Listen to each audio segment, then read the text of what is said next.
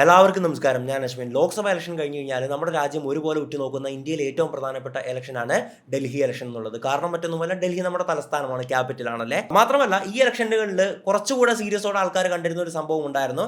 അതായത് എപ്പോഴും BJP കേട്ടിരുന്ന ഒരു വിമർശനം എന്തെന്നാൽ, അല്ലെങ്കിൽ BJPയെ എതിർക്കാൻ വേണ്ടി ഒപ്പോസിഷൻ പാർട്ടീസ് പറയുന്ന ഒരു വാദം ഉണ്ടായിരുന്നു. BJPയുടെ ഏറ്റവും വലിയ സുവർണ്ണ കാലഘട്ടത്തിൽ പോലും കേന്ദ്രം പിടിച്ചടക്കിയിട്ടും മറ്റൊരുപാട് സംസ്ഥാനങ്ങൾ പിടിച്ചടക്കിയിട്ടും തലസ്ഥാനമായിട്ടുള്ള ഹൃദയഭൂമിയായിട്ടുള്ള ഡൽഹി പിടിച്ചടക്കാൻ ഇവരെ കൊണ്ട് സാധിക്കുന്നില്ല. അത് അടുക്കാൻ പോലും സാധിക്കുന്നില്ല. വളരെ ചുരുങ്ങിയ സീറ്റുകൾ മാത്രമാണ് കഴിഞ്ഞ ഇലക്ഷനൊക്കെ ഉണ്ടായിരുന്നല്ലേ. പക്ഷേ ഇന്ന് ഈ ഇലക്ഷൻ റിസൾട്ട് വന്നപ്പോൾ രാജ്യമെമ്പാടുമുള്ള ജനങ്ങളെ അപ്പാടെ ഞെട്ടിച്ചിരിക്കുകയാണ്. ഒരു അട്ടിമറി ജയം എന്നൊക്കെ പറയുന്ന അത്രത്തോളം ഇന്ത്യൻ ചരിത്രത്തിൽ ഇതുപോലുള്ള ജയങ്ങൾ വളരെ ചുരുക്കം മാത്രമേ എണ്ണിയെടുക്കാൻ സാധിക്കത്തുള്ളൂ. അങ്ങനത്തെ ഒരു തരംഗമാണ് അവിടെ ഉണ്ടായത്. എന്തുകൊണ്ടാണ് ഈ അട്ടിമറി അല്ലെങ്കിൽ വലിയ തരംഗം എന്നൊക്കെയുള്ള വാക്ക് ഞാൻ ഉപയോഗിച്ചതെന്നറിയാവോ? മറ്റൊന്നുമല്ല, തൊട്ട് മുമ്പത്തെ 2 ഇലക്ഷനിൽ BJPയുടെ സീറ്റ് നിലവാരം നോക്കിയാൽ മതി. ഇപ്പോൾ 2020 നടന്നിട്ടുള്ള ഇലക്ഷനിൽ BJPക്ക് നേടിയ സീറ്റ് എന്ന് പറയുന്നത് 8 സീറ്റായിരുന്നു. ഇനി അതിനു മുമ്പ് 2015 നടന്നിട്ടുള്ള ഇലക്ഷന് BJPക്ക് ലഭിച്ചത് വെറും 3 സീറ്റായിരുന്നു. അപ്പോൾ 3, 7, 8 ആ ഒരു റേഞ്ചിൽ നിന്നാണ് BJP നേരെ 48 സീറ്റിലേക്ക് നേരെ ഒരു എക്സ്പോണൻഷ്യൽ ഗ്രോത്ത് നടത്തിയിട്ടുണ്ടായിരുന്നത്. അതുകൊണ്ട് തന്നെ ഇന്ത്യൻ രാഷ്ട്രീയ ചരിത്രം നോക്കുമ്പോൾ അപൂർവമായിട്ട് മാത്രം സംഭവിക്കുന്ന വലിയൊരു അട്ടിമറി ജയമാണ് ഇവിടെ സംഭവിച്ചിരിക്കുന്നത്. ഇന്ന് നമ്മൾ ഈ വീഡിയോയിൽ സംസാരിക്കാൻ പോകുന്നത് എന്തുകൊണ്ട് ആം ആദ്മി പാർട്ടി തോറ്റു. ഡൽഹിയുടെ രാഷ്ട്രീയ ചാണക്യൻ എന്നറിയപ്പെട്ടിരുന്ന അരവിന്ദ് കെജ്രിവാൾ പോലും തോറ്റിരിക്കുന്നു. അത് വലിയൊരു ഞെട്ടലോടെയാണ് നമ്മൾ ആ ഒരു വാർത്ത കേട്ടിട്ടുണ്ടായിരുന്നത് അല്ലേ. എന്താണ് ആം ആദ്മി പാർട്ടിക്ക് സംഭവിച്ചത്? എന്തുകൊണ്ടാണ് അരവിന്ദ് കെജ്രിവാളിനെ അവിടുത്തെ ജനങ്ങൾ ആട്ടിപ്പായിച്ചത്? മാത്രമല്ല BJP എന്തുകൊണ്ട് ജയിച്ചു തുടങ്ങിയ കാര്യങ്ങളൊക്കെയാണ് ഈ ഒരു വീഡിയോയിൽ നമ്മൾ സംസാരിക്കാൻ പോകുന്നത്. തിരഞ്ഞെടുപ്പുകളെ നമ്മൾ ശ്രദ്ധയോടെ വീക്ഷിക്കുന്നതിന്റെ ഒരു കാരണം വ്യക്തികളെയും രാജ്യത്തിന്റെ സമ്പദ് വ്യവസ്ഥയും ബാധിക്കാൻ പോകുന്ന പ്രധാനപ്പെട്ട തീരുമാനങ്ങൾ എടുക്കാനായിട്ട് ഈ തെരഞ്ഞെടുക്കപ്പെട്ട ഗവൺമെന്റിനാകും. അതുകൊണ്ട് രാഷ്ട്രീയത്തിൽ രാഷ്ട്രീയമില്ല എന്ന് പറയുന്നവരെ പോലും ഇത് ഇൻഡയറക്റ്റ് ആയിട്ട് ബാധിക്കും. ഇന്ത്യൻ സാമ്പത്തിക രംഗത്തുണ്ടാകുന്ന മാറ്റങ്ങൾ നമുക്ക് ഉപകാരപ്രദമാകണമെങ്കിൽ നമ്മൾ നോക്കിയിരിക്കാതെ നമ്മൾ ഇന്ത്യൻ മാർക്കറ്റിൽ നിക്ഷേപിക്കണം. അത്തരത്തിൽ 2000 പോലുള്ള ചെറിയ തുകകൾ ഭാവിക്ക് വേണ്ടി മാറ്റിവെക്കാൻ സാധിക്കുമെങ്കിൽ ബജാജ് അലയൻസ് ലൈഫിന്റെ Nifty 500 multi cap momentum quality 50 index fund ഇപ്പോൾ ലോഞ്ച് ആയിട്ടുണ്ട്. ഈ മാസം 14-ാം തീയതി വരെ മാത്രമേ ഇതിൽ നിക്ഷേപിക്കാൻ അവസരമുള്ളൂ. അതായത് വെറും 6 ദിവസം കൂടി മാത്രം. ലിങ്ക് ഡിസ്ക്രിപ്ഷൻ ബോക്സിലും കമന്റ് ബോക്സിലും പിൻ ചെയ്ത് വെച്ചേക്കാം. ഈ NFOയുടെ ഇൻഡെക്സ് ആയിട്ടുള്ള Nifty 500 multi cap momentum quality 50യുടെ കഴിഞ്ഞ 5-10 വർഷങ്ങളിലെ ശരാശരി റിട്ടേൺസ് നോക്കുവാണെങ്കിൽ അത് 30.7%, 22.9%. അതായത് 2014 ഈ ഒരു ഇൻഡെക്സിൽ നമ്മളൊരു 10 ലക്ഷം രൂപ നിക്ഷേപിച്ചിരുന്നെങ്കിൽ ഇന്ന് അത് 79 ലക്ഷം രൂപയായേനെ. പിന്നെ ഈ NFOയിൽ ക്യാപിറ്റൽ ഗ്യാരണ്ടീഡ് ആയിട്ട് നിക്ഷേപിക്കാനുള്ള ലിങ്കാണ് ഞാൻ ഡിസ്ക്രിപ്ഷനിലും കമന്റ് ബോക്സിലും കൊടുത്തിട്ടുള്ളത്. അതായത് നിക്ഷേപിച്ച പണത്തിന് 100% ഗ്യാരണ്ടി ലഭിക്കും. NRI ആയിട്ടുള്ളവർക്ക് ഇതിൽ മാസം 18,000 രൂപ വെച്ച് നിക്ഷേപിക്കാൻ സാധിച്ചാൽ 2 കോടി വരെ റിട്ടേൺ ലഭിക്കാനുള്ള സാധ്യതകളും ഇവിടെ കാണുന്നു. ഇതുകൂടാതെ നിങ്ങളുടെ മന്ത്ലി പ്രീമിയം തുകയുടെ 120 മടങ്ങ് വരെ ഇതിനോടൊപ്പം ലൈഫ് കവർ ആയിട്ടും ലഭിക്കും. കൂടാതെ വർഷത്തിൽ 2.5 ലക്ഷം രൂപ വരെ നിക്ഷേപം ചെയ്യുന്നവർക്ക് അതിൽ നിന്ന് കിട്ടുന്ന ലാഭത്തിന് നികുതി കൊടുക്കേണ്ടതുമില്ല. എന്തായാലും ഇതിൽ ഇൻവെസ്റ്റ് ചെയ്യാൻ താല്പര്യമുള്ളവർക്ക് ഡിസ്ക്രിപ്ഷനിലും കമന്റ് ബോക്സിലും കൊടുത്തിട്ടുള്ള ലിങ്ക് ചെക്ക് ചെയ്ത് കോൾ റിക്വസ്റ്റ് ചെയ്ത് കൂടെ ബാക്കി കാര്യങ്ങളൊക്കെ വായിച്ച് മനസ്സിലാക്കിയിട്ട് ഇൻവെസ്റ്റ് ചെയ്യാൻ സാധിക്കുന്നതാണ്. ഇനി നമുക്ക് വിഷയത്തിലേക്ക് വരാം. അരവിന്ദ് കെജ്രിവാൾ എന്ന രാഷ്ട്രീയ ചാണക്യന്റെ പതനവും അതുപോലെ തന്നെ BJPയുടെ ഒരു അട്ടിമറി ജയവും. അരവിന്ദ് കെജ്രിവാളിനെ പറ്റി ആദ്യമേ ഒരു കാര്യം പറഞ്ഞോട്ടെ. അതായത് അരവിന്ദ് കെജ്രിവാളിൻ്റെയൊക്കെ രാഷ്ട്രീയ ഗുരു എന്ന് പറയാൻ പറ്റുന്ന അണ്ണാ ഹസാരെ ഈ ഇലക്ഷൻ റിസൾട്ട് വന്നപ്പോൾ പറഞ്ഞെന്താണെന്നറിയാവോ? അരവിന്ദ് കെജ്രിവാളിൻ്റെ ശ്രദ്ധ പണത്തിന് പിന്നാലെയായിരുന്നു, പണത്തോടുള്ള ആർത്തിയിലായിരുന്നു, മദ്യത്തിന് പിന്നാലെയായിരുന്നു അദ്ദേഹത്തിൻ്റെ ശ്രദ്ധ. ഞാൻ പറയുന്നതൊന്നും കേട്ടില്ല എന്നൊക്കെ പറഞ്ഞിട്ട് ഒരു ഗുരു പോലും അദ്ദേഹത്തെ തള്ളിപ്പറയുന്ന, പുച്ഛിച്ച് തള്ളുന്ന ഒരു കാഴ്ചയാണ് നമ്മളിവിടെ കണ്ടുകൊണ്ടിരുന്നത്. അരവിന്ദ് കെജ്രിവാൾ എന്ന രാഷ്ട്രീയ ചാണക്യൻ ആദ്യമായിട്ട് അധികാരത്തിലേറുന്നത് വർഷം 2013 അന്ന് ആം ആദ്മി പാർട്ടിക്ക് കേവല ഭൂരിപക്ഷമില്ലായിരുന്നു. ഏറ്റവും കൂടുതൽ സീറ്റ് കിട്ടിയ പാർട്ടി BJP ആയിരുന്നു. പക്ഷേ ആം ആദ്മി പാർട്ടി ചെയ്ത കാര്യം എന്തെന്നാൽ ഇന്ത്യൻ നാഷണൽ കോൺഗ്രസുമായിട്ട് ഒരു സഖ്യമുണ്ടാക്കുകയും ആ ഒരു സഖ്യത്തിന്റെ അടിസ്ഥാനത്തിലാണ് അരവിന്ദ് കെജ്രിവാൾ ആദ്യമായിട്ട് ഡൽഹി മുഖ്യമന്ത്രിയാകുന്നത്. പക്ഷേ സംഭവിച്ച കാര്യം എന്താണ്? 49ാമത്തെ ദിവസം, അതായത് മുഖ്യമന്ത്രിയായിട്ട് ചുമതലയേറ്റ് 49ാമത്തെ ദിവസം അദ്ദേഹം രാജിവെക്കുകയാണ്. ഇന്ത്യൻ നാഷണൽ കോൺഗ്രസും BJPയും കൂടെ ചേർന്ന് ജൻ ലോക്പാൽ ബില്ലിനെ എതിർക്കുന്നു, അത് നടപ്പിലാക്കാൻ സമ്മതിക്കുന്നില്ല എന്നും പറഞ്ഞുകൊണ്ടായിരുന്നു അദ്ദേഹത്തിന്റെ രാജി. അങ്ങനെ നവംബറിൽ ആ ഒരു അസംബ്ലി പിരിച്ചുവിടുകയാണ്. പിന്നീട് നടന്നിട്ടുള്ള ഇലക്ഷൻ വരുന്നത് 2015 അദ്ദേഹം കേവല ഭൂരിപക്ഷത്തോടെ ജയിക്കുകയാണ്. 2020 നടന്നിട്ടുള്ള ഇലക്ഷനിൽ ആം ആദ്മി പാർട്ടി കേവല ഭൂരിപക്ഷത്തോടെ ജയിച്ചു. അരവിന്ദ് കെജ്രിവാൾ മുഖ്യമന്ത്രിയാകുകയാണ്. അതുകൊണ്ട് തന്നെയാണ് അദ്ദേഹത്തെ രാഷ്ട്രീയ ചാണക്യൻ എന്ന് വിളിക്കുന്നത്. 49ാമത്തെ ദിവസം രാജിവെച്ച് പോലും വീണ്ടും കേവല ഭൂരിപക്ഷത്തിൽ ജയിക്കാനായിട്ട് അദ്ദേഹത്തിന് സാധിച്ചു. ഇന്ത്യ കണ്ടിട്ടുള്ള ഏറ്റവും വലിയൊരു രാഷ്ട്രീയ വഴിത്തിരിവായിരുന്നു അവിടെ സംഭവിച്ചിട്ടുണ്ടായിരുന്നത്. പക്ഷെ അദ്ദേഹത്തിന്റെ ഭരണത്തിൽ എന്താണ് സംഭവിച്ചത്? ഈ ജനവിധിയെ പറ്റി ഒറ്റവാക്കിൽ പറയുവാണെങ്കിൽ കഴിഞ്ഞ 10 വർഷമായിട്ട് അരവിന്ദ് കെജ്രിവാളിന്റെ ആം ആദ്മി പാർട്ടി അവതരിപ്പിച്ചതും പരിപൂർണമാക്കിയതുമായിട്ടുള്ള അരാജകത്വത്തിന്റെയും വഞ്ചനയുടെയും രാഷ്ട്രീയത്തെ വ്യക്തമായിട്ട് അവിടുത്തെ ജനങ്ങൾ എതിർക്കുന്ന അല്ലെങ്കിൽ നിരാകരിക്കുന്നതുമായിട്ടുള്ള ഒരു വിധിയാണ് നമുക്കിവിടെ കാണാൻ പറ്റിയിട്ടുണ്ടായിരുന്നത്. ആം ആദ്മി പാർട്ടിയുടെ തെറ്റായ ഭരണത്തിന്റെ കീഴിൽ ഡൽഹിയുടെ എല്ലാ മേഖലകളും നഗരവും കുത്തനെ ഇടിവ് നേരിട്ടപ്പോൾ ഡൽഹിയുടെ ജനങ്ങൾ അവരുടെ പൊള്ളയായിട്ടുള്ള വാഗ്ദാനങ്ങളും ഇരട്ടത്താപ്പുകളും ഒടുവിലും മനസ്സിലാക്കിയാണ്. എങ്ങനെയായിരുന്നു ആം ആദ്മി പാർട്ടി രൂപം കൊണ്ടിട്ടുണ്ടായിരുന്നത്? ചിലർക്കെങ്കിലും ഓർമ്മ കാണും. അതായത് കോൺഗ്രസ് ഭരണകൂടത്തിന്റെ ആഴത്തിൽ വേരൂന്നിട്ടുള്ള ഒരു അഴിമതി തുറന്നു കാട്ടിയിട്ടുള്ള വലിയൊരു സമരം നടത്തുകയാണ്. അതിന്റെ മുൻനിരയിലുണ്ടായിരുന്നത് ഏറ്റവും പ്രധാനിയായിട്ടുണ്ടായിരുന്നത് അണ്ണാ ഹസാരെ ആയിരുന്നു. അതായത് അരവിന്ദ് കെജ്രിവാളിന്റെ രാഷ്ട്രീയ ഗുരു അല്ലെങ്കിൽ രാഷ്ട്രീയ ആചാര്യൻ എന്നൊക്കെ പറയാൻ പറ്റുന്ന വ്യക്തിയാണ്. പിന്നെ മറ്റ് സിവിൽ സൊസൈറ്റി ഗ്രൂപ്പുകൾ എന്നിവരുടെ നേതൃത്വത്തിൽ നടന്ന അഴിമതി വിരുദ്ധ പ്രസ്ഥാനത്തെ മുതലെടുത്തുകൊണ്ടാണ് AAP അധികാരത്തിലെത്തിയത്. എന്നിരുന്നാലും അഴിമതി അവസാനിപ്പിക്കാമെന്നും പിന്നെ കാര്യക്ഷമമായിട്ടുള്ള ഒരു ഭരണം കൊണ്ടുവരാമെന്നും വാഗ്ദാനം ചെയ്ത് ഒരു പാർട്ടി രൂപീകരിച്ചുകൊണ്ട് കെജ്രിവാൾ തന്റെ രാഷ്ട്രീയ അഭിലാഷങ്ങൾക്കായിട്ട് ഈ പ്രസ്ഥാനത്തെ മൊത്തത്തിൽ ഹൈജാക്ക് ചെയ്യുകയായിരുന്നു. അതായത് അദ്ദേഹം വലിയ ഉദ്യോഗത്തിൽ നിന്ന് രാജിവെച്ചിട്ടുള്ള വ്യക്തിയാണ്, അദ്ദേഹത്തിന് ഒരുപാട് അറിവുകളും കാര്യങ്ങളൊക്കെ ഉണ്ട് എന്നൊക്കെ പറഞ്ഞിട്ട് ഇവരുടെ കൂടെ കടന്നുകൂടിയിട്ട് മൊത്തത്തിൽ ഹൈജാക്ക് ചെയ്യുന്നൊരു കാഴ്ചയായിരുന്നു നമ്മൾ കണ്ടിട്ടുണ്ടായിരുന്നത്. പകരം ഡൽഹിക്ക് എന്താണ് ലഭിച്ചത്? മറ്റൊന്നുമല്ല, അഴിമതികൾ, ദുർഭരണം, ഒരു പ്രേത സർക്കാരിന്റെ മൊത്തത്തിലുള്ള നാടകീയതകൾ. മുഖ്യമന്ത്രി ആകട്ടെ, ആ മുഖ്യമന്ത്രി എന്ന് പറയുന്ന ഒരു പോസ്റ്റ് ഒഫീഷ്യലി ഉണ്ടെന്നല്ലാതെ അതിന്റെ യാതൊരുവിധ കടമയും നിർവഹിക്കാൻ അദ്ദേഹം തയ്യാറല്ലായിരുന്നു. അദ്ദേഹം മറ്റു പല തിരക്കുകളിലുമായിരുന്നു. ഈ കടമ ഉപേക്ഷിക്കലും ജനവഞ്ചനയും ആം ആദ്മി പാർട്ടിയുടെ ഭരണത്തിന്റെ ഒരു നിർവചിക്കുന്ന സ്വഭാവമായിട്ട് മാറുകയാണ്. കെജ്രിവാൾ ഈ സമയത്ത് എന്താ ചെയ്തുകൊണ്ടിരുന്നത്? സ്വയം പ്രശംസിക്കുന്നതിലും മറ്റുള്ളവരെ കുറ്റപ്പെടുത്തുന്നതിലും അതുപോലെ തന്നെ രാഷ്ട്രീയ വികാസത്തിലും ശ്രദ്ധ കേന്ദ്രീകരിച്ചപ്പോൾ ഡൽഹി മൊത്തത്തിൽ അധപ്പതിക്കുകയാണ്. COVID-19 പാൻഡമിക് സമയത്ത് ഡൽഹി ആം ആദ്മി പാർട്ടിയുടെ യഥാർത്ഥ മുഖമാണ് നമ്മളെ കാണിച്ചു തന്നിട്ടുണ്ടായിരുന്നത് അല്ലേ? അതായത് കെടുകാര്യസ്ഥത എത്രത്തോളം ലെവലുകളിലേക്ക് പോകും നമ്മൾ മനസ്സിലാക്കി. നമ്മളുടെ കേരളം വളരെ ആരോഗ്യ മേഖലയിൽ മുന്നിട്ട് കൃത്യമായിട്ട് കോവിഡിനെ ടാക്കിൾ ചെയ്ത് വരുമ്പോൾ, അതിനെ ചെറുത്ത് നിൽക്കുമ്പോഴേക്കും ഡൽഹിയിൽ സംഭവിച്ച കാര്യം എന്താണ്? ഓക്സിജൻ പോലും ഇല്ലാതെ, ഓക്സിജൻ സിലിണ്ടർ ഇല്ലാതെ ആശുപത്രിയുടെ വരാന്തയിൽ ആൾക്കാർ പിടഞ്ഞു മരിക്കുന്നു. അതായത് അവർക്ക് വേറെ പ്രശ്നമുണ്ടായിട്ടല്ല, ഈ ഓക്സിജൻ കിട്ടാത്തതുകൊണ്ട് മാത്രം വരാന്തയിൽ പിടഞ്ഞു മരിച്ചു. കൂട്ടിയിട്ട് ശ്മശാനങ്ങൾ കത്തിക്കുന്ന ദൃശ്യങ്ങളടക്കം നമ്മൾ കണ്ടതാണ്. ഡൽഹിയുടെ ആ ഏറ്റവും ഇരുണ്ട മണിക്കൂറുകളിൽ ജനങ്ങളെ ഉപേക്ഷിച്ച ഒരു സർക്കാരായിരുന്നു ആം ആദ്മി പാർട്ടിയുടെ സർക്കാർ. ഓക്സിജൻ ക്ഷാമം ജീവൻ അപഹരിക്കുകയും അതുപോലെ ആശുപത്രികളിൽ കിടക്ക ഇല്ലാതാകുകയും ചെയ്തപ്പോൾ അടിസ്ഥാന അടിയന്തര സേവനങ്ങൾ പോലും ഏകോപിപ്പിക്കുന്നതിൽ ആം ആദ്മി സർക്കാർ പരാജയപ്പെടുകയാണ്. അശാസ്ത്രീയമായിട്ടുള്ള ലോക്ക്ഡൌൺ കാരണം ദശലക്ഷക്കണക്കിന് വരുന്ന കുടിയേറ്റ തൊഴിലാളികളെ ആം ആദ്മി പാർട്ടി വളരെ നിരാശയിലേക്ക് തള്ളിവിടുകയാണ്. ഭക്ഷണമോ പാർപ്പിടമോ ഇല്ലാതെ അവർ കുടുങ്ങിയാണ്. പകർച്ചവ്യാധിയുടെ 2 തരംഗങ്ങളിലും കെജ്രിവാളിന്റെ സർക്കാർ അപ്രത്യക്ഷമാകുകയാണ്. അങ്ങോട്ട് വാനിഷ്ഡ് ഇൻടു തിൻ എയർ എന്നൊക്കെ പറയുന്ന പോലെ തന്നെ മറ്റേ മായാവിക്ക് അപ്രത്യക്ഷമായി പോകത്തില്ലേ, അതുപോലെ അവിടുന്ന് മാഞ്ഞു പോവുകയാണ്. അവസാനം ഗത്യന്തരമില്ലാതെ ജനങ്ങളൊക്കെ കാര്യമായിട്ട് പ്രതികരിച്ചു തുടങ്ങി. കാരണം ആശുപത്രി വരാന്തയിൽ ജനങ്ങളുടെ ജീവനറ്റ് വീഴുകയാണ്. എന്തുകൊണ്ട്? ഓക്സിജൻ ഇല്ലാത്തതുകൊണ്ട് മാത്രമല്ലേ. അങ്ങനെ പ്രശ്നമായപ്പോഴേക്കും അരവിന്ദ് കെജ്രിവാൾ വീഡിയോ ആയിട്ട് പോസ്റ്റ് ചെയ്യുകയാണ്, കേന്ദ്ര സർക്കാർ എങ്ങനെയെങ്കിലും സഹായിക്കണം, ഞങ്ങൾക്ക് ഇവിടെ ഒന്നും ചെയ്യാൻ പറ്റാത്ത സ്ഥിതിയാണ്, ഞങ്ങളുടെ കയ്യിൽ ഒന്നുമില്ല, എങ്ങനെയെങ്കിലൊക്കെ സഹായിക്കണമെന്ന് പറയുകയാണ്. നമ്മുടെ കേരളം സഹായിച്ചുവല്ലേ? നമ്മുടെ കേരളം ഡൽഹിക്ക് വേണ്ടി അന്ന് ഓക്സിജൻ സിലിണ്ടറുകൾ സപ്ലൈ ചെയ്തിട്ടുണ്ടായിരുന്നു. അപ്പോൾ നമ്മുടെ കേരളത്തെ പറ്റി പറയുവാണെങ്കിൽ ആരോഗ്യ മേഖലകളിൽ ഏറ്റവും മികച്ചു നിൽക്കുന്ന സംസ്ഥാനങ്ങളൊന്നാണ് കേരളം. അതിൻ്റെ അകത്ത് യാതൊരുവിധ സംശയവും ഇല്ല. എന്തായാലും കെജ്രിവാളിന്റെ അഭ്യർത്ഥനയെ മാനിച്ചുകൊണ്ട് കേന്ദ്ര സർക്കാർ ഇടപെടുകയാണ്. കേന്ദ്ര സർക്കാർ ഡയറക്റ്റ് ഇടപെട്ടപ്പോൾ എന്തായി? പിന്നീട് കേന്ദ്ര സർക്കാരിന്റെ കീഴിലാണല്ലോ കംപ്ലീറ്റ് കാര്യങ്ങളല്ലേ. ഇവിടെ കൃത്യമായിട്ട് RSSന്റെയും അതുപോലെ BJPയുടെയും കേഡർ സംവിധാനം ഉണർന്ന് പ്രവർത്തിക്കുകയാണ്. അവർ ഈ ജനങ്ങൾക്ക് വേണ്ടിയിട്ടുള്ള കാര്യങ്ങളെല്ലാം ചെയ്യുകയാണ്. ദുരന്തം അനുഭവിക്കുന്ന കുടുംബങ്ങൾക്ക് ആശ്വാസം എത്തിക്കുക, വൈദ്യസഹായം, അതുപോലെ ലോജിസ്റ്റിക്കൽ പിന്തുണ, അതായത് അരി മറ്റ് സാധനങ്ങളൊക്കെ ഒരു സ്ഥലത്ത് നിന്ന് മറ്റു സ്ഥലങ്ങളിലേക്ക് എത്തിക്കണം, അതുപോലെ തന്നെ ആശുപത്രിക്ക് വേണ്ട സാധനങ്ങളൊക്കെ ഹോസ്പിറ്റലിലേക്ക് എത്തിക്കണം തുടങ്ങിയ കാര്യങ്ങളൊക്കെ ഈ ഒരു പ്രവർത്തകർ, BJP RSS പ്രവർത്തകർ ഏറ്റെടുത്ത് നടപ്പിലാക്കിയാണ്. ഇതവർക്ക് ഈ ഇലക്ഷനൊക്കെ കൃത്യമായിട്ട് മുതൽക്കൂട്ടായെന്ന് ഇപ്പോൾ നമ്മൾ മനസ്സിലാക്കുന്നു. ഇതേസമയം ആം ആദ്മി പാർട്ടി നേതാക്കൾ എന്താണ് ചെയ്തുകൊണ്ടിരുന്നത്? പത്രസമ്മേളനങ്ങൾക്കും പ്രചാരണങ്ങൾക്കും പിന്നിൽ ഒളിക്കുകയാണ്. ഇനിയൊരു കാര്യം ചോദിക്കട്ടെ, ലോകോത്തര മൊഹല്ല ക്ലിനിക്കുകളുടെ തുടർച്ചയായിട്ടുള്ള ഒരു പരസ്യം ഓർക്കുന്നുണ്ടോ?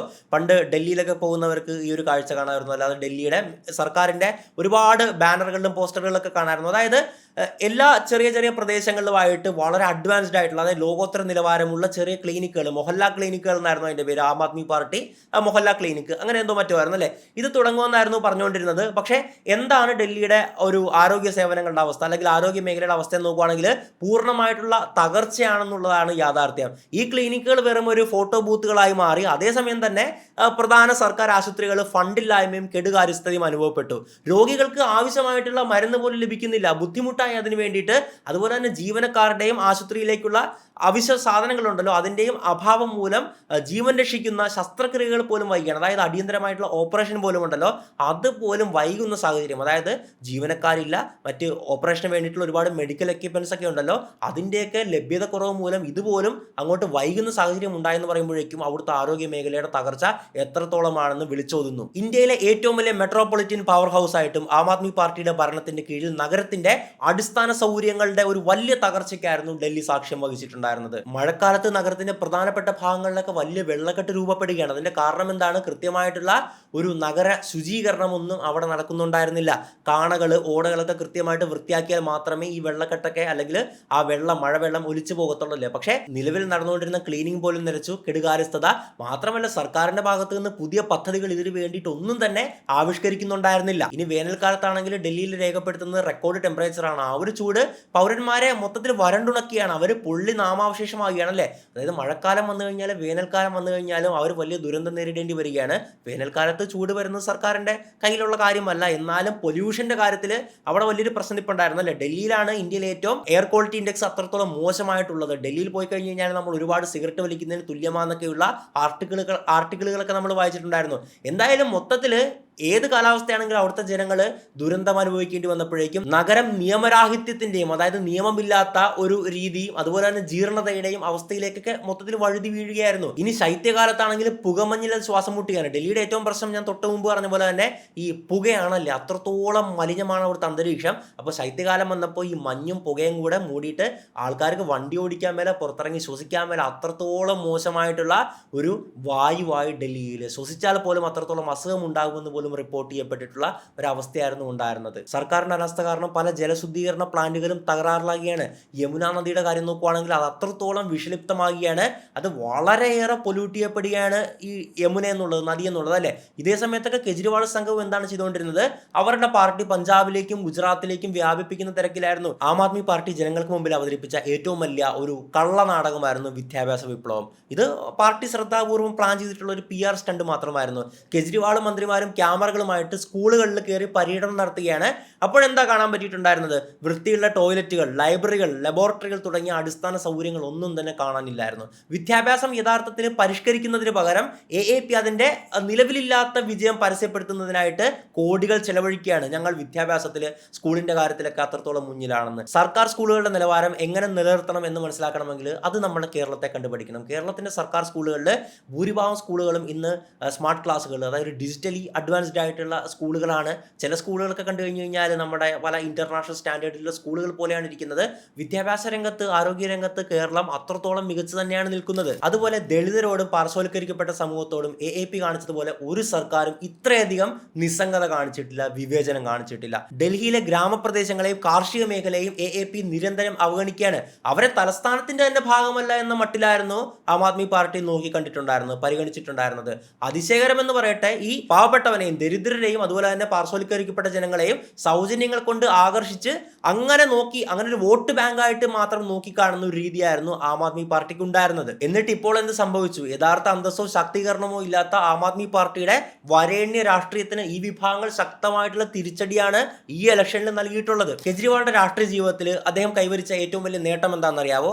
മറ്റൊന്നുമല്ല. ഇപ്പൊ നിങ്ങൾ വിചാരിക്കും ഡൽഹിയെ വേറെ ഏതെങ്കിലും ഉന്നത രീതിയിൽ എത്തിച്ചു എന്നല്ലേ. അല്ല, നേട്ടമെന്ന് പറഞ്ഞു കഴിഞ്ഞാൽ അദ്ദേഹത്തിന്റെ കീശ വീർത്തു എന്നുള്ളതാണ്. കാരണം അത്രത്തോളം പണമാണ് സമ്പാദിച്ചത്, അത്രത്തോളം അഴിമതിയാണ് അദ്ദേഹം നടത്തിയിട്ടുണ്ടായിരുന്നത്. അഴിമതി വിരുദ്ധ സമര പോരാളിയാണെന്ന് അവകാശപ്പെട്ട പാർട്ടി സമീപകാലത്തെ ഏറ്റവും വലിയ അഴിമതി നിറഞ്ഞ രാഷ്ട്രീയ ഒരു രൂപീകരണമാണെന്ന് തെളിയിക്കുകയാണ്.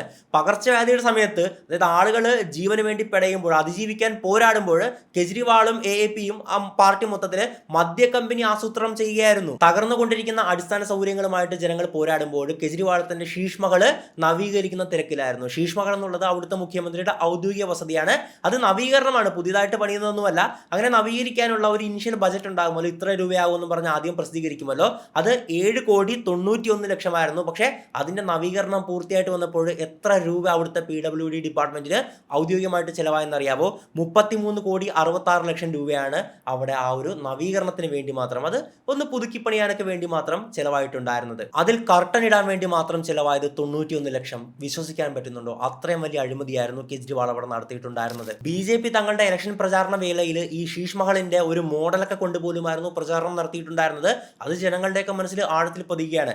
എന്തായാലും AAPയുടെ കാര്യത്തിൽ പൊതുഫണ്ട് ദുരുപയോഗം ചെയ്യുക, ഭരണത്തെക്കുറിച്ച് നുണ പറയുക, അതുപോലെ തന്നെ അവരെ വിശ്വസിച്ച ജനങ്ങളോട്, അവരെ വോട്ട് ചെയ്ത് ഇത്രയും കാലം അധികാരത്തിലേറ്റിയ ജനങ്ങളോട് പുറംതിരിഞ്ഞു നിൽക്കുക, ഇതിനോടൊക്കെ ജനങ്ങൾ കൃത്യമായിട്ട് പ്രതികരിക്കുന്ന ഒരു സാഹചര്യമാണ് ഇപ്പോൾ സംഭവിച്ചത്. ഈ തിരഞ്ഞെടുപ്പ് ഫലങ്ങൾ AAPയുടെ പരാജയം മാത്രമല്ല, അവരുടെ നുണകളുടെയും ധാർഷ്ട്യത്തിൻ്റെയും അരാജകത്വത്തിൻ്റെയും ആ ഒരു വളരെ മോശമായിട്ടുള്ള രാഷ്ട്രീയത്തിൻ്റെയും ഒക്കെ ശക്തമായിട്ടുള്ള ഒരു നിരാകരണം കൂടിയാണ്. ഇനി നമുക്ക് BJPയുടെ വിജയത്തിൻ്റെ ഒരു ഭാഗം കൂടെ സംസാരിക്കണം. കാരണം കഠിനാധ്വാനം ഇല്ലാതെ ഇത്രയും വലിയൊരു വിജയം അവർക്ക് കൈവരിക്കാൻ സാധിക്കില്ല. കഴിഞ്ഞ അസംബ്ലി ഇലക്ഷന് 8 സീറ്റായിരുന്നു ഉണ്ടായിരുന്നത്, അതിന് മുമ്പത്തതിൽ 3 സീറ്റായിരുന്നു. അവിടുന്നൊക്കെയാണ് നേരെ 48ലേക്ക് പോയിട്ടുണ്ടായിരുന്നത്. BJP ഇവിടെ എന്ത് മാജിക്കാണ് ചെയ്തത്? മറ്റൊന്നുമല്ല, അത്രത്തോളം കഠിനാധ്വാനം തന്നെയാണ് അവിടെ ചെയ്തിട്ടുള്ളത്. കഠിനാധ്വാനത്തിൻ്റെ കാരണം എന്തെന്ന് പറഞ്ഞു കഴിഞ്ഞാൽ, ഈ ലോക്സഭാ ഇലക്ഷൻ BJPക്ക് വലിയൊരു പാഠമായിരുന്നു. ലോക്സഭാ ഇലക്ഷൻ 3ാമത്തെ ടൈമിലാണ് ഇപ്പോൾ അധികാരത്തിലേറിയിട്ടുള്ളത് അല്ലേ. അപ്പോൾ കഴിഞ്ഞ 2 ടൈമിലും അവർ കൃത്യമായിട്ട് വർക്ക് ചെയ്യുകയാണ്. അങ്ങനെ വലിയ ഭൂരിപക്ഷത്തിൽ തന്നെ, കേവല ഭൂരിപക്ഷത്തിലൊക്കെ BJP ജയിക്കുകയാണ്. 3ാമത്തെ ടൈമിലേക്ക് വരുമ്പോൾ എന്താ സംഭവിച്ചതെന്ന് പറഞ്ഞു കഴിഞ്ഞാൽ, ഇതുപോലെ തന്നെ പഴയ പോലെ തന്നെ ജയിച്ചോളുമെന്ന് അവർ വിചാരിക്കുകയാണ്. അതായത് കൃത്യമായി പറയുവാണെങ്കിൽ ഒരു സ്വല്പം അഹങ്കാരം BJPക്ക് ബാധിച്ചിട്ടുണ്ടായിരുന്നു. അതുകൊണ്ട് തന്നെ കാര്യമായിട്ടുള്ള പ്രചാരണങ്ങളോ ഗ്രാസ് റൂട്ട് ലെവലിൽ ഇറങ്ങി, അതായത് റോഡിലൂടെയുള്ള പ്രകടനങ്ങളല്ല സാധാരണക്കാരായിട്ടുള്ള ഗ്രാമത്തിൻ്റെ ഉള്ളിലുള്ള ജനങ്ങളുടെ മനസ്സിലേക്ക് ഇറങ്ങി ചെല്ലുന്നത്, മറിച്ച് ഈ ഗ്രൗണ്ട് ലെവലിൽ ഇറങ്ങിയിട്ട്, ഈ ഗ്രാസ് റൂട്ട് ലെവൽ എന്ന് നമ്മൾ പറയുമല്ലേ, അതിലിറങ്ങിയിട്ടുള്ള പ്രവർത്തനമാണ് BJP എക്കാലത്തും നടത്തി പോന്നിട്ടുണ്ടായിരുന്നത്. വീട് വീടാന്തരം കയറി ഇറങ്ങി കാര്യങ്ങളൊക്കെ പറഞ്ഞ് മനസ്സിലാക്കിയിട്ട് നടത്തുന്ന ഒരു ഇലക്ഷൻ സ്ട്രാറ്റജിയാണ് അവർ ഫോളോ ചെയ്യുന്നത്. പക്ഷേ ഈ കഴിഞ്ഞ ലോക്സഭ ഇലക്ഷനിലേക്ക് വരുമ്പോഴേക്കും പണ്ടത്തെ പോലെ തന്നെ ജയിച്ചോളൂ എന്നും പറഞ്ഞിട്ട് പ്രവർത്തനങ്ങളൊക്കെ വളരെ കുറവായിരുന്നു. അത് BJPക്ക് ഏറ്റവും വലിയൊരു തിരിച്ചടി തന്നെയായിരുന്നു അല്ലേ. ആ ഒരു വീഴ്ചയിൽ നിന്ന്, ആ ഒരു അഹങ്കാരം കൊണ്ട് സംഭവിച്ച ആ ഒരു വീഴ്ച ഉണ്ടല്ലോ, നരേന്ദ്രമോദിക്ക് പോലും ഭൂരിപക്ഷം കുറയുന്ന ഒരു സാഹചര്യം ഉണ്ടായിരുന്നു. ഇലക്ഷൻ റിസൾട്ടിൽ തുടക്കത്തിൽ നരേന്ദ്രമോദി പിന്നിലായിരുന്നു അല്ലേ. അപ്പോൾ അത്രയും വലിയ തിരിച്ചടി ഇവിടെയുണ്ട്.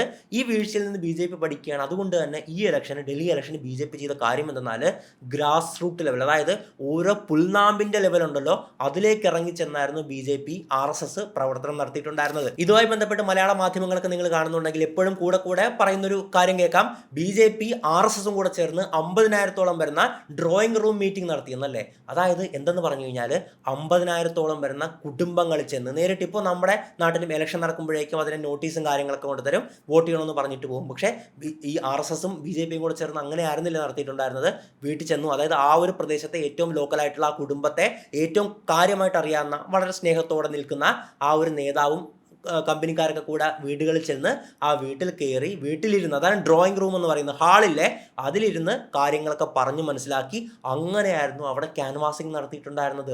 50,000-ഓളം വരുന്ന വീടുകളിലാണ് RSSും BJPയും ഇതിനു വേണ്ടി കയറി ഇറങ്ങിയിട്ടുണ്ടായിരുന്നത്. ഇത് തന്നെയാണ് BJPയുടെ തിളക്കമാർന്ന വിജയത്തിൻ്റെ ഏറ്റവും പ്രധാനപ്പെട്ട കാരണം. സാധാരണക്കാരായിട്ടുള്ള ജനങ്ങളിലേക്ക് ഇറങ്ങിച്ചെന്ന് കാര്യങ്ങളൊക്കെ പറഞ്ഞു മനസ്സിലാക്കിയിട്ട് ക്യാൻവാസ് ചെയ്യുകയാണ് വോട്ടിന് വേണ്ടിയിട്ട്. അതോടൊപ്പം ബജറ്റിൽ വന്നിട്ടുള്ളൊരു മാറ്റം, അത് പലരും പറഞ്ഞു കേൾക്കുന്നുണ്ട്. അതായത് 12 ലക്ഷം വരെ നികുതി വേണ്ട എന്ന് പറയുന്ന ഒന്ന് അവിടുത്തെ സാധാരണക്കാരുള്ള ജനങ്ങളെ സംബന്ധിച്ച് വലിയ ആശ്വാസമാണല്ലേ. കാരണം 12 ലക്ഷം വരെ ഉണ്ടെങ്കിൽ നമ്മൾ ഒരു നികുതിയും കൊടുക്കേണ്ട സാഹചര്യം ഇല്ല എന്ന് പറയുമ്പോഴേക്കും ഒരു സാധാരണക്കാരൻ എന്തായാലും ഒരു മാസം 1 ലക്ഷം ഒന്നും കിട്ടുന്നില്ല, അതിൽ താഴേക്കായിരിക്കും കിട്ടുന്നതല്ലേ. അപ്പോൾ 1 ലക്ഷം കിട്ടിയാൽ പോലും പോട്ടെ, നിങ്ങളൊന്നും കൊടുക്കണ്ട എന്ന് പറയുന്ന സാഹചര്യം ഉള്ളപ്പോൾ വളരെ സന്തോഷകരമായിട്ടുണ്ടാകും ആൾക്കാർക്ക്, അതും വോട്ടായിട്ട് മാറുകയാണ്. ഈ വീഡിയോയിൽ പ്രധാനമായിട്ടും പറയാൻ വിട്ട ഒരു കാര്യം ഇന്ത്യൻ നാഷണൽ കോൺഗ്രസിന്റെ അവസ്ഥയാണ്. 0 സീറ്റാണ് നേടിയിട്ടുണ്ടായിരുന്നത്. രാഹുൽ ഗാന്ധി കിണഞ്ഞ് പരിശ്രമിച്ചിട്ടും, അതായത് ഇന്ത്യയിൽ ഉടനീളം അങ്ങോട്ടും ഇങ്ങോട്ടും ഒക്കെ ഒരുപാട് യാത്രകൾ നടത്തിയിട്ടും ഒന്നും അവിടെ ഒരു സീറ്റ് പോലും പിടിച്ചെടുക്കാൻ സാധിച്ചിട്ടുണ്ടായിരുന്നില്ല. മാത്രമല്ല ഇവിടെ രാഹുൽ ഗാന്ധിയുടെ ഭാഗത്തു നിന്ന് സംഭവിച്ചൊരു പ്രശ്നമാണ് ആം ആദ്മി പാർട്ടി ഇത്രയും വലിയ തകർച്ചയിലേക്ക് എത്തിച്ചതും BJPക്ക് അത് നേട്ടമാക്കാൻ പറ്റിയതും. മറ്റൊന്നുമല്ല, ഈ ആം ആദ്മി പാർട്ടിയും ഇന്ത്യൻ നാഷണൽ കോൺഗ്രസ് ഒക്കെ ഇന്ത്യ സഖ്യത്തിലുള്ളതായിരുന്നല്ലോ. പക്ഷേ രാഹുൽ ഗാന്ധി എന്താണ് ചെയ്തത്? ഈ ഒരു കെജ്രിവാൾ കള്ളനാണ്, അഴിമതിക്കാരനാണെന്നൊക്കെ പരസ്യമായിട്ട് വിളിച്ചു പറയുകയാണ്. അതായത് ഒരു സഖ്യ മര്യാദ എന്ന് പറയുന്ന, അല്ലെങ്കിൽ ഒരു മുന്നണി മര്യാദ എന്നൊക്കെ പറയുന്ന ഒരു സാധനമുണ്ട്, അതൊന്നും പാലിക്കാതെ തന്നെ ഈ ഒരു സഖ്യത്തിൽ വിള്ളലുണ്ടാകുകയാണ് ആം ആദ്മി പാർട്ടിക്കും ഈ ഇന്ത്യൻ നാഷണൽ കോൺഗ്രസിനും ഇടയിൽ. അങ്ങനെയാണ് രണ്ടുപേരും സെപ്പറേറ്റ് ആയിട്ട് മത്സരിക്കാമെന്ന് തീരുമാനിക്കുന്നത്. അങ്ങനെ ഒരുമിച്ച് നിന്ന് രണ്ടുപേര് തെറ്റിപ്പിരിയുമ്പോഴേക്കും നേട്ടമുണ്ടാകുന്ന ആരായിരിക്കും? സ്വാഭാവികമായിട്ടും മൂന്നാമനായിരിക്കും, BJPക്കായിരിക്കും അല്ലേ. ഇതൊക്കെ BJPക്ക് വലിയ നേട്ടമായിട്ട് ഭവിക്കുകയാണ്. അതുപോലെ തന്നെ BJPയുടെ പ്രചാരണങ്ങൾ ഉണ്ടായിരുന്നു. ഈ പ്രധാനമായിട്ടും ഈ അരവിന്ദ് കെജ്രിവാളിന്റെ അഴിമതി തുറന്നു കാട്ടുന്ന തരത്തിലുള്ള പ്രചാരണമായിരുന്നു. ഞാൻ നേരത്തെ പറഞ്ഞ പോലെ തന്നെ ശീഷ് മഹലിന്റെ ഒരു കാർബോർഡ് മോഡൽ പോലത്തെ ഒരു സാധനമൊക്കെ പിടിച്ച് അങ്ങനത്തെ വരെ ഇതാണ് അഴിമതി, ഇത് മറ്റേ 33 കോടി രൂപയാണ് ഇതൊന്ന് നവീകരിക്കാൻ, ഒന്ന് പെയിന്റ് അടിച്ചെടുക്കാനായിട്ട് ചിലവായതെന്നൊക്കെ പറഞ്ഞിട്ട് ഉള്ള കാര്യങ്ങളായിരുന്നു. അതുപോലെ തന്നെ ഈ മദ്യനയ വിവാദമുണ്ടായിരുന്നു. അരവിന്ദ് കെജ്രിവാൾ ജയിലിലൊക്കെ പോയിട്ടുണ്ടായിരുന്നു, മുഖ്യമന്ത്രി സ്ഥാനം രാജിവെക്കേണ്ടി വന്നു. ഇതെല്ലാം വലിയ തിരിച്ചടിയാകുകയാണ്. ഈ ഒരു കാര്യങ്ങളൊക്കെ ജനങ്ങളിലേക്ക് എത്തിച്ചുകൊണ്ട് BJP ഒരു വെൽ പ്ലേ അവിടെ നടത്തുകയാണ്. BJP എന്ന് പറയുമ്പോൾ നമ്മൾ മനസ്സിലാക്കേണ്ടത് ഗ്രൗണ്ട് ലെവലിൽ ഇറങ്ങി പ്രവർത്തിക്കുന്നത് RSS ആയിരിക്കും എപ്പോഴും. അപ്പോൾ RSS അവിടെ വീട് വീടാന്തരം കയറിയിട്ടുള്ള പറയുന്നത് ഈ കാര്യങ്ങളൊക്കെയാണ്. അരവിന്ദ് കെജ്രിവാളിന്റെ ഭരണത്തിൽ മൊത്തം കെടുകാര്യസ്ഥതയാണ്. സത്യമാണ്, ഈ ഒരു ഡൽഹി ഇത്രയും കാലം ഒരു വികസനം എടുത്തു പറയത്തക്ക തരത്തിലുള്ള ഒരു വികസനം അവിടെ നടന്നിട്ടില്ല. അപ്പോൾ ഇതൊക്കെ ജനങ്ങളിലേക്ക് കൃത്യമായിട്ട് എത്തിക്കുന്നത് വഴി BJPക്ക് വലിയ നേട്ടം ഉണ്ടാക്കാൻ സാധിക്കുകയാണ്. ഈ ഇലക്ഷൻ അനലൈസ് ചെയ്യുവാണെങ്കിൽ ഇനി നമുക്ക് ഒരുപാട് കാര്യങ്ങളൊക്കെ പറയാൻ സാധിക്കും. പക്ഷേ ഞാൻ ഇവിടം കൊണ്ടൊക്കെ നിർത്തുകയാണ്. എന്താണ് ഈ ഇലക്ഷനിൽ നിന്ന് നമ്മൾ ജനങ്ങൾ പഠിക്കേണ്ടത്? അതായത് മറ്റൊന്നുമല്ല, എത്ര വലിയ പാർട്ടി, എത്ര വലിയ ശക്തരായിട്ടുള്ള നേതാക്കളുണ്ടെന്നൊക്കെ പറഞ്ഞാലും അവർ അധികാരത്തിൽ വന്നു ജനങ്ങളെ മൊത്തത്തിൽ അവർ പറ്റിക്കുകയാണ്, ചതിക്കുകയാണെങ്കിൽ ജനം ആട്ടിത്തുപ്പും, ജനം തല്ലി പുറത്താക്കും അല്ലേ. ചൂല് പാർട്ടി ആണ് ആം ആദ്മി പാർട്ടി അല്ലേ, ചൂല് കൊണ്ട് വൃത്തിയാക്കുക, അതായത് മൊത്തം ഒരു ശുദ്ധീകരണം എന്നുള്ള രീതിയിലായിരുന്നു അവർ ആ ഒരു അടയാളമൊക്കെ സ്വീകരിച്ചിട്ടുണ്ടായിരുന്നത്. അപ്പോൾ അതേ ചൂല് കൊണ്ട് തന്നെ ആൾക്കാർ അരവിന്ദ് കെജ്രിവാളിനെയും പാർട്ടിയെയും തല്ലി ഓടിക്കുന്ന ഒരു കാഴ്ചയാണ് ഇവിടെ കണ്ടിട്ടുണ്ടായിരുന്നത്. രാഷ്ട്രീയം എന്ന് പറയുന്നത് നിങ്ങൾക്ക് കീശ വീർപ്പിക്കാനുള്ളതല്ല, മറിച്ച് ജനങ്ങളെയും ആ ഒരു സംസ്ഥാനത്തെയോ അല്ലെങ്കിൽ രാജ്യത്തെയോ എന്തിനാകട്ടെ അതിനെ സേവിക്കാനുള്ളതാണ്. രാഷ്ട്രീയം ജനങ്ങൾക്ക് വേണ്ടി നിസ്വാർത്ഥമായിട്ട് പ്രവർത്തിക്കാൻ പറ്റുന്നവർ മാത്രം അതിലേക്ക് ഇറങ്ങിയാൽ മതി. അല്ലാതെ നിങ്ങളുടെ കീസ് ഉയർപ്പിക്കാനും നിങ്ങളുടെ മക്കളുടെ ഭാവി സുരക്ഷിതമാക്കാനോ ഒന്നുമുള്ളതല്ല, മറിച്ച് ജനങ്ങളെയും നാടിനെയും സേവിക്കാൻ വേണ്ടിയിട്ടുള്ളതാണെന്നുള്ള ഓർമ്മപ്പെടുത്തൽ കൂടിയാണ് ഈ ഒരു ഡൽഹി ഇലക്ഷൻ റിസൾട്ട് എന്നുള്ളത്. പിന്നെ തുടക്കത്തിൽ പറഞ്ഞ കാര്യം മറക്കണ്ട, ബജാജ് അലയൻസ് ലൈഫിന്റെ Nifty 500 multi momentum quality 50 index fund NFOയുടെ തീയതി ഈ ഫെബ്രുവരി 14 അവസാനിക്കും. അതായത് വെറും 6 ദിവസം കൂടി മാത്രം. ഇവിടെ 2000 രൂപയിൽ തുടങ്ങി നിങ്ങൾക്ക് എത്ര വേണമെങ്കിലും ഇൻവെസ്റ്റ് ചെയ്യാൻ സാധിക്കുന്നതാണ്. ചെറിയൊരു നീക്കിയിരിപ്പൊക്കെ നമ്മുടെ ജീവിതത്തിലെ എല്ലാവർക്കും തന്നെ വളരെ അത്യാവശ്യമായിട്ടുള്ള ഒന്നാണ്. എന്തായാലും കൂടുതൽ നോക്കാൻ താല്പര്യമുള്ളവർക്ക് ഡിസ്ക്രിപ്ഷൻ ബോക്സിലും കമന്റ് ബോക്സിലും കൊടുത്തിട്ടുള്ള ലിങ്ക് ചെക്ക് ചെയ്ത് കോൾ റിക്വസ്റ്റ് ചെയ്ത് കൂടെ അതിന്റെ ബാക്കി കാര്യങ്ങളൊക്കെ വായിച്ച് മനസ്സിലാക്കിയിട്ട് ഇൻവെസ്റ്റ് ചെയ്യാൻ സാധിക്കുന്നതാണ്. എന്തായാലും മറ്റൊരു വീഡിയോയിൽ മറ്റൊരു വിഷയമായിട്ട് നമുക്ക് വീണ്ടും കാണാം. It's me Ashwin Madappally signing out.